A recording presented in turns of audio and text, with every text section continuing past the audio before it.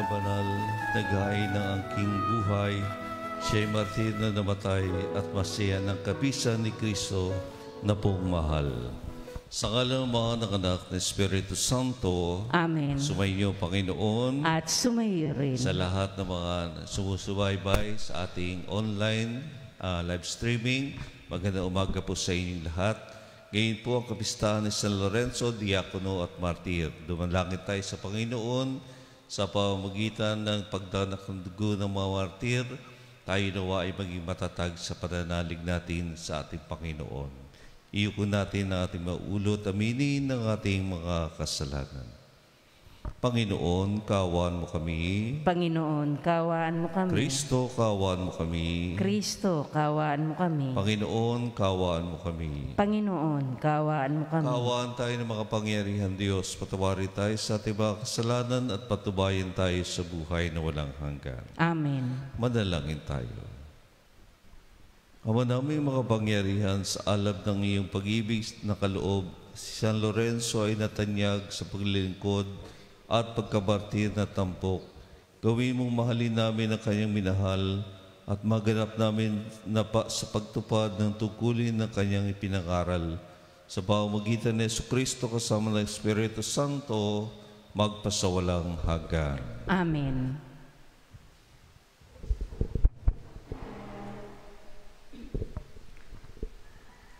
Pagbasa mula sa ikalawang sulat ni Apostol San Pablo sa mga taga-Korinto.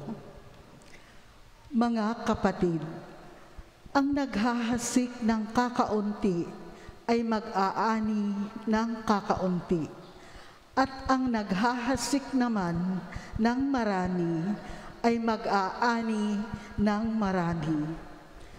Ang bawat isa ay dapat magbigay ayon sa sariling pasya, maluwag sa loob at di napipilitan lamang, sapagkat ang ibig ng Diyos ay kusang pagkakaloob. Magagawa ng Diyos na pasaganain kayo sa lahat ng bagay, higit pa sa inyong pangangailangan, upang may magamit kayo sa pagkakawanggawa.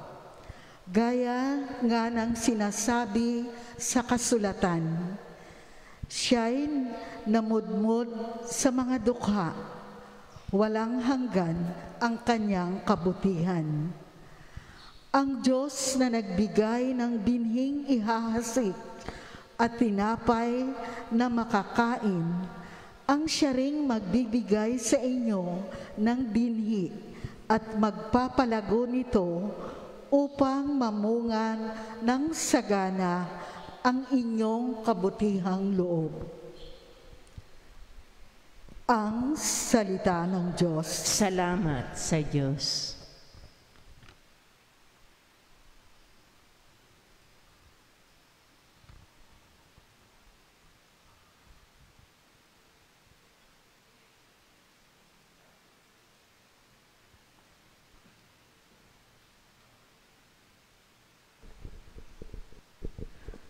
Ang taong tunay na matuwid ay mahabagit, mabait.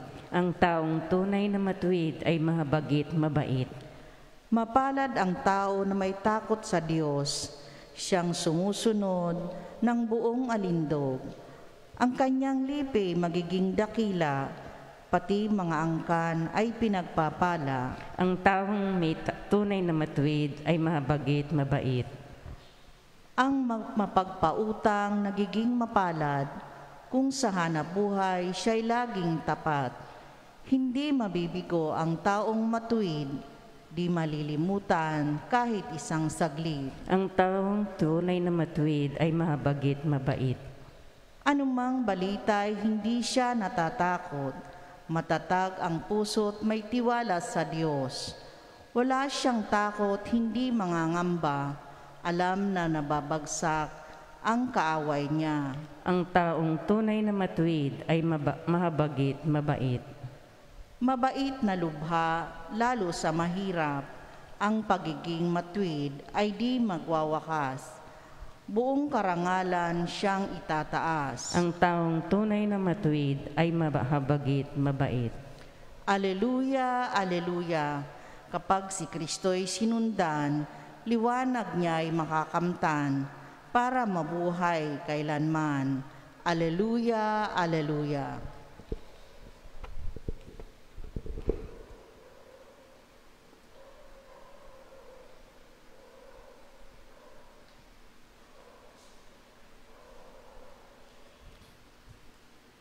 Sumainyo ang Panginoon. At sumayo Ang rin. mabuting balita ng Panginoon ayon kay San Juan.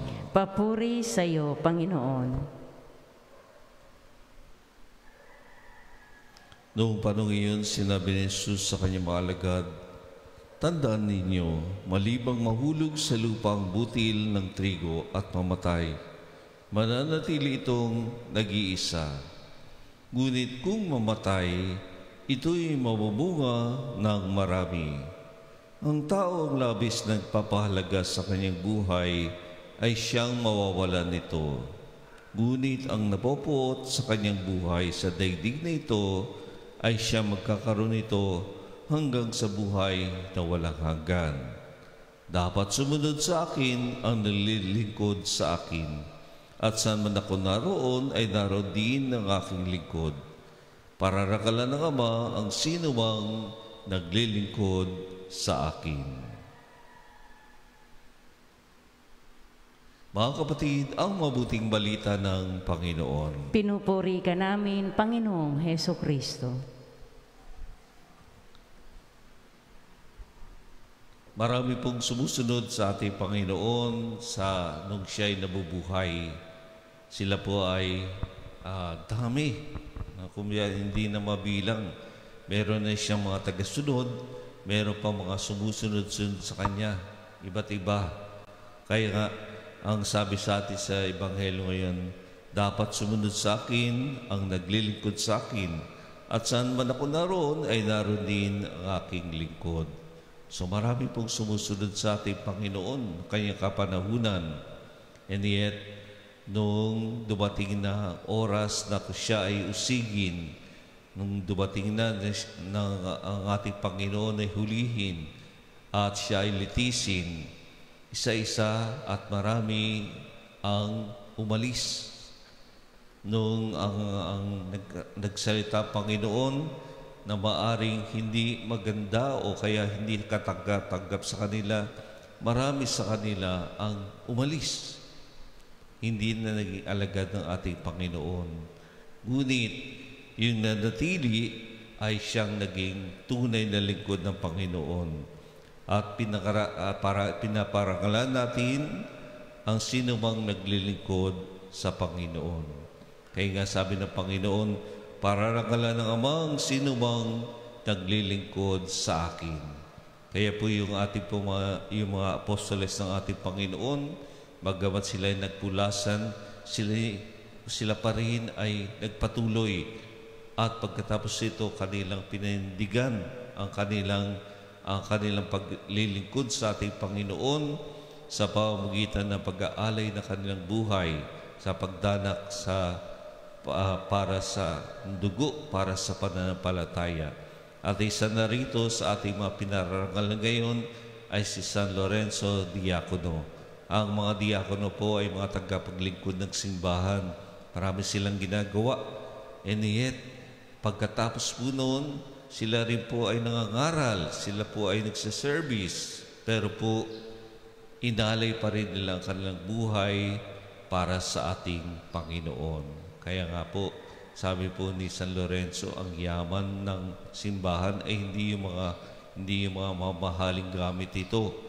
Ang yaman ng simbahan ay yung mga nasa laylayan ng lipunan, yung mga may sakit, yung mga hirap, na yun ang dapat natin paglingkuran at hindi ang ating sarili ang ating paglingkuran, kundi ang ibigay ang ating sarili sa iba para sa ikatutubos ng marami. Kaya po tayo nagpaparangal ngayon ay tayo po ay paunawaan natin na ang pagsunod sa ating Panginoon ay hindi lamang sa isang aspeto, hindi lamang kapag masaya tayo, ang paglilingkod sa Panginoon ay buong buhay natin. Kaya po, lalo tigit po ngayon, panahon ng ECQ, panahon ng tagsalat, panahon ng paghihirap natin, tayo po rin po buhay, patuloy na sumusunod sa ating Panginoon. O marami na po sa atin ang nag-give up, marami na po sa atin ang nagtanong-tanong sa ating Panginoon kung mahal tayo na. Marami na rin po sa atin ang nagwaring nahihirapan o nalalamig sa pananampalataya. Nawa ang halimbawa ni San Lorenzo Diacono at ang mga martir ang magpaalab sa ating alaala at sa ating isipan at sa ating puso na ang pagsunod sa ating Panginoon ay buong buhay. At sino mong sumusunod sa ating Panginoon sa anumang panahon ng ating buhay ay siyang pararakalan ng ating Ama.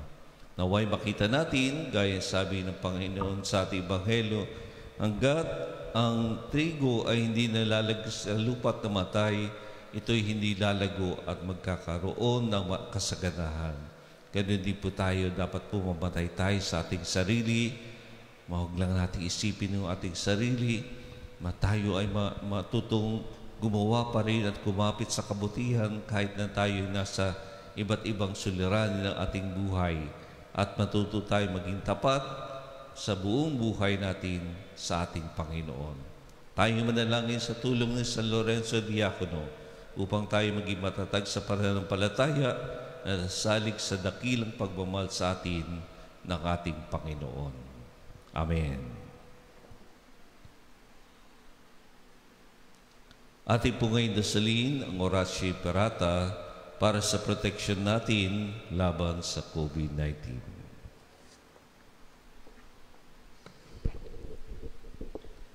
Mahabagin at mapagmahal na Ama, nagsusumamo kami sa iyo upang hilingin ang iyong patnubay laban sa COVID-19 na nagpapahirap sa marami at kumitil na ng maraming buhay. Tunghayan mo kami ng may pagmamahal at ipag-adya kami ng iyong mapaghilom na kamay mula sa takot sa karamdaman at kamatayan. Itaguyod mo kami sa pag-asa at patatagin sa pananampalataya. Gabayan mo ang mga dalubhasang naatasan na tumuklas ng mga lunas at paraan upang ihinto ang paglaganap nito. Nagpapasalamat kami sa mga bakunang naisulong sa patnubay ng iyong mga kamay. Pagpalain mo ang aming mga pagsisikap na mawakasan ang mga bakuna, ang pandemya sa aming bayan. Patnubayan mo ang mga lumilingap sa may sakit upang ang kanilang pagkalinga ay malaki pa ng husay at malasakit. Pagkalooban mo sila ng kalusugan sa isip at katawan, katatagan sa kanilang paninindigang maglingkod at ipagsanggalang sa karamdaman.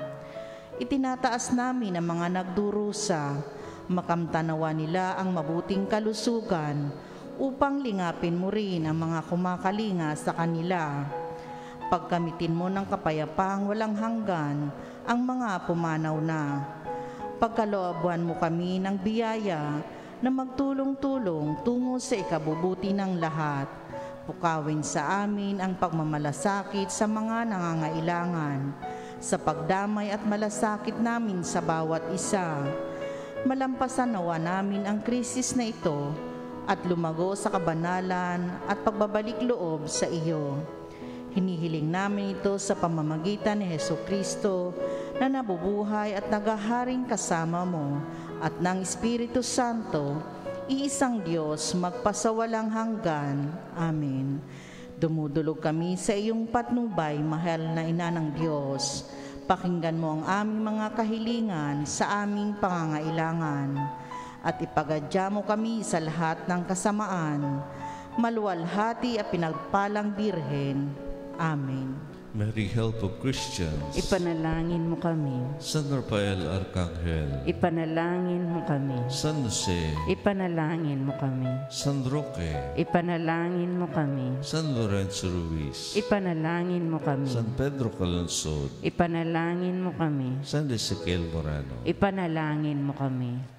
Panalangin para sa paghilo mo.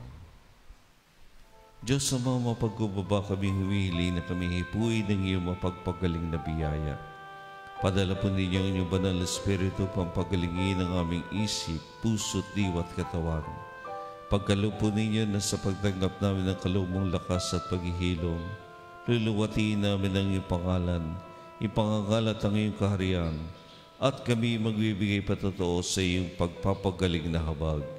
Dihiling namin ito sa pamamagitan ni Kristo na aming Panginoon. Amen. Ilahad po natin ating mga kamay, ating sambitin. Maawa ka sa amin. Maawa ka sa amin. Jesus. Maawa ka sa amin. Jesus. Maawa ka sa amin. Jesus. Maawa ka sa amin. Jesus. Maawa ka sa amin. Jesus. Maawa ka sa amin. Jesus. Maawa ka sa amin. Jesus. Maawa ka sa amin. Jesus. Maawa ka sa amin. O kabanal ng ngalan ni Jesus. Maawa ka sa amin. Kamahal-mahal ang puso ni Jesus. Maawa ka sa amin. Sa katahimikan ng ating mga puso, taas natin sa Panginoon na ating tayong kahilingan. Pagdasal natin ang mga tao nais nating gumaling at mahilom, kabilang ang ating pamilya, ating parokya, ang ating bansa at ang buong mundo.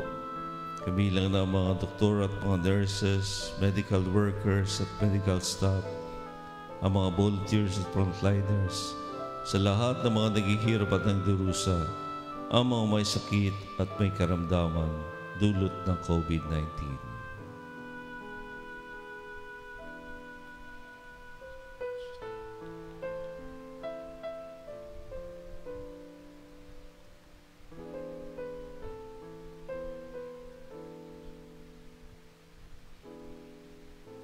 O mahabaging Ama, sa tulong ng kamahal-mahalang puso ni Jesus at sa kandili na mapagampong puso ni Maria, pagkaloob mo sa amin ang pagalingin ng aming katawan at kaluluwa, kaya hindi ng lahat naming pinagdarasal. Sa pagdadalisay ng aming karamdaman at pagtanggap ng biyaya mong kagalingan, pagsikapan nawa namin maging inyong instrumento ng kabuuan at kagalingan para sa kapwa. Nihiling namin ito sa ngalan ni Jesucristo, ang sugatang tagapagpagaling na bubuhay nagahari kasama ng Espiritu Santo, isang Diyos, magpasawalang hanggan. Amen. Tinubos na kayo ng Panginoon mula sa kasalanan, gawaran nawa kayo ng kagalingan, lakas at kaligtasan. Amen.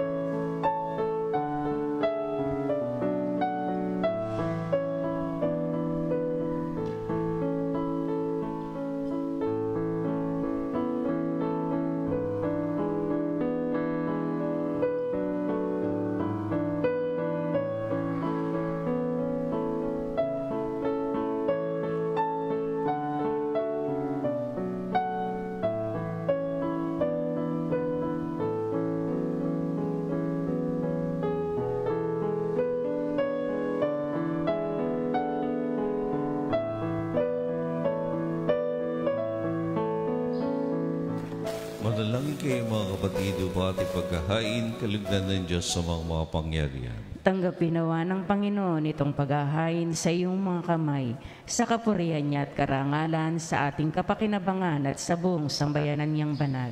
Ama namin lumikha sa kapistado ni San Lorenzo Diacono, tanggapin mo ang aming mga alay at ipagkaloob pakinabangan namin ang tulong mo para kami maligtas. Sa pamamagitan ni Jesucristo kasama ng Espiritu Santo, magpasawalang hanggan. Amen.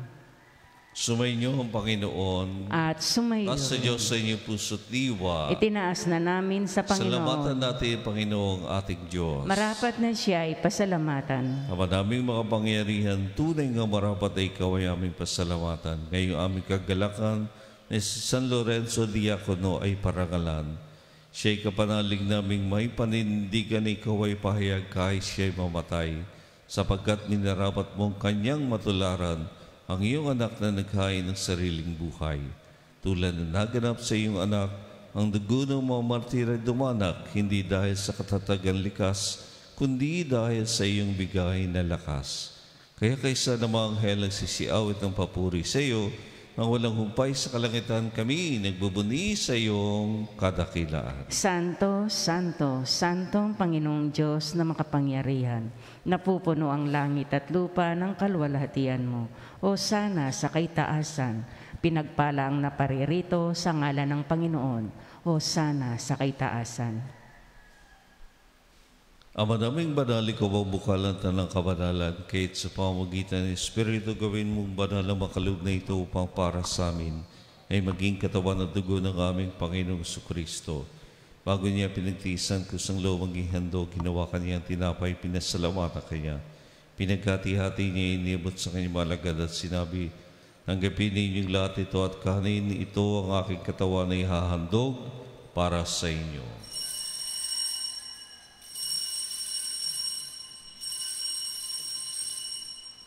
Panginoon ko at Diyos ko.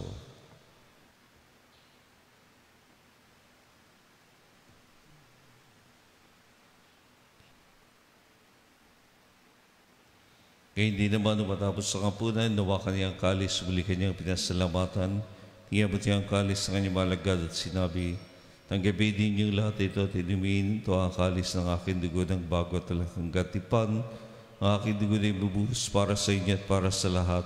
Sa ikipagpapatawad ng mga kasalanan, gawin niyo ito sa pag-alaala sa akin.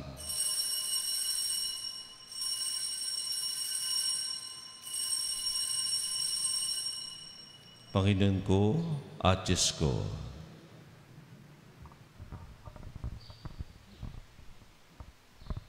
Ang misteryo ng pananampalataya. Si Kristo'y namatay, si Kristo'y nabuhay, si Kristo'y babalik sa wakas ng panahon.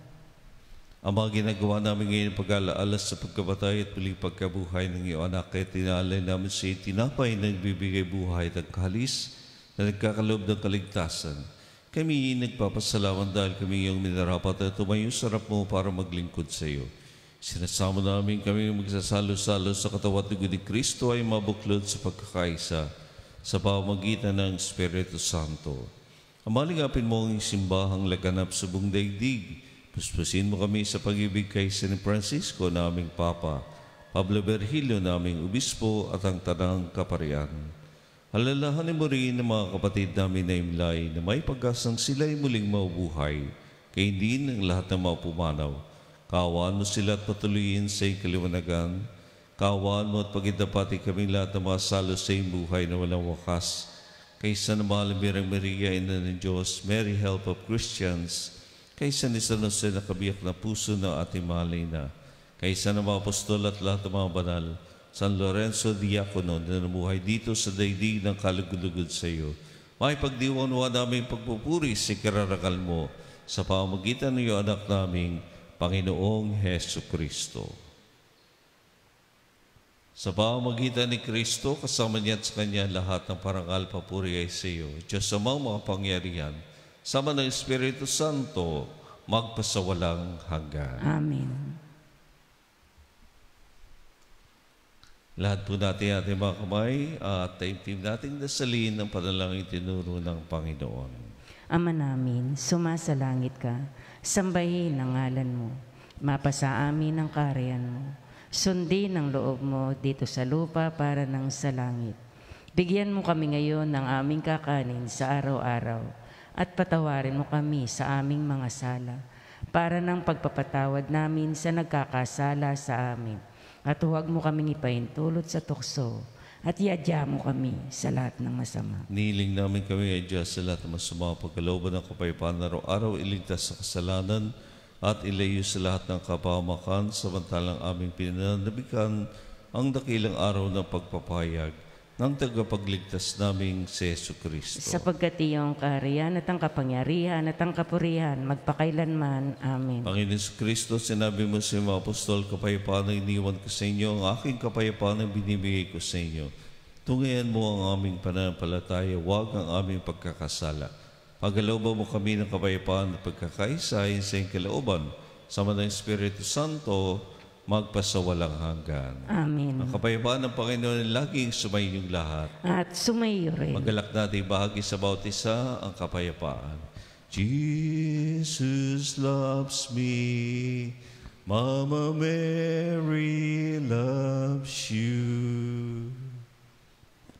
Kordero ng Diyos na nag-aalis ng mga kasalanan ng sanlibutan, maawa ka sa amin. Kordero ng Diyos na nag-aalis ng mga kasalanan ng sanlibutan, maawa ka sa amin. Kordero ng Diyos na nag-aalis ng mga kasalanan ng sanlibutan, ipagkaloob mo sa amin ang kapayapaan.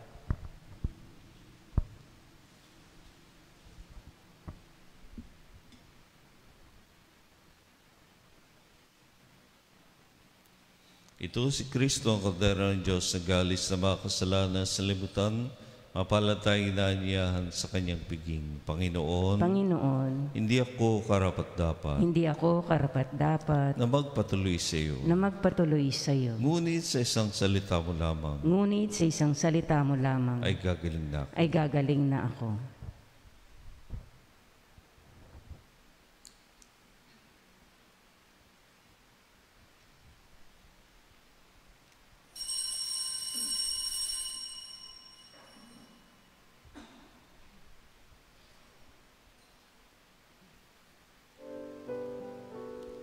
Ang katawan ni Kristo. Amen. Para po sa mga nagla-live streaming at hindi makakatanggap ng banal na komunyon, atin pong dasalin ang espiritual na pakikinabang. Panginoong Hesus, ako'y naniniwala na ikaw ay nasa kabanal-banalang sakramento. Iniibig kita ng higit sa lahat at minimithi kong tanggapin ka sa aking kaluluwa, sapagkat sa mga sandalang ito hindi kita matatanggap sa sakramento. Tumuloy ka sa Espiritu sa aking puso. Niyayakap kita na para bagang naririto ka na. At iniaalay ko ng buong buo ang aking sarili sa iyo. Huwag mo pong hayaang mawalay ako sa iyo. Amen.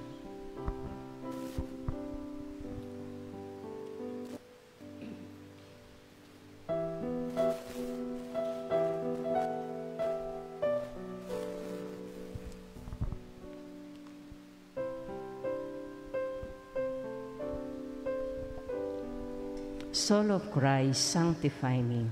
Body of Christ, save me. Water from the side of Christ, wash me. Passion of Christ, give me strength. Hear me, Jesus. Hide me in thy wounds, that I may never leave thy side. From all the evil that surrounds me, defend me. And when the call of death arrives, bid me come to thee, that I may praise thee with thy saints forever. Ang sa akin naglilingkod, sa akin dapat sumunod. Saan man ako pumasok, siya'y kapiling kong lubos, ang sabi ng poong Jesus. Manalangin tayo. Ama naming mapagmahal, hinihiling naming mga takinabang sa kapistahan ni San Lorenzo Diacono na makapaglulutuwa kami ng paglilingkod na inaasahan mo at makadama ng karagdagang kagalingang buhat sa iyo. Sa pamamagitan ni Jesucristo kasama ng Espiritu Santo, magpasawalang hanggan. Amen. Sumainyo ang Panginoon. At sumayo rin. Ikaw ang maulit-hilingin ng pagpapaswas. Naway kahabagan kayo at subaybayan ng Panginoon ngayon at magpasawalang hanggan. Amen. At pagpalain kayo ang inyong pamilya at mahal sa buhay ng makapangyarihang Diyos, Ama at Anak at Espiritu Santo. Amen. Mary, help of Christians. Ipanalangin mo kami. Ialay na po natin ang banal na Eucharistia. Humayo kayo mapayapa. Magandang umaga po sa inyong lahat. Salamat sa Diyos.